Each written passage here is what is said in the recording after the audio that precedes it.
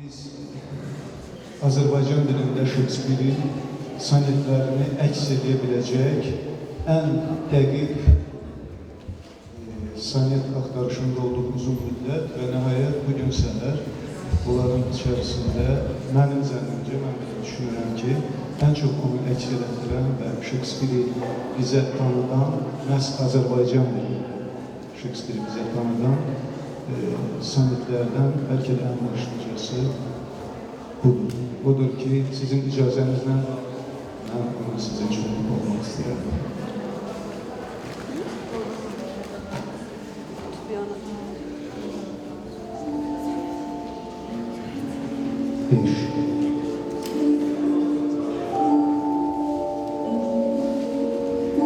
Eşkin məşəlini qoyub yanına bir güneş qalbağı yerə yatırdı. Bu vaxt ilahələr gəldi, yan yana, saqlıq könül kədər sıxırdı.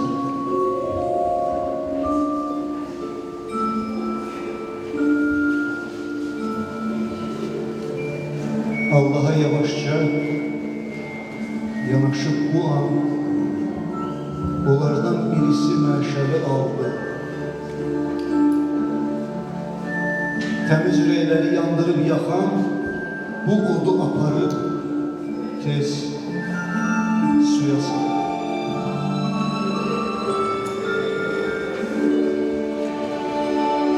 Su kızdı. Mərhəmə döndü büsbütün. Kimin şəfa tapdı hər bir xəstələr. Eşkin ateşindən qurtulmaq üçün o nur qaynağında yuyundum mən də. Amma hədər.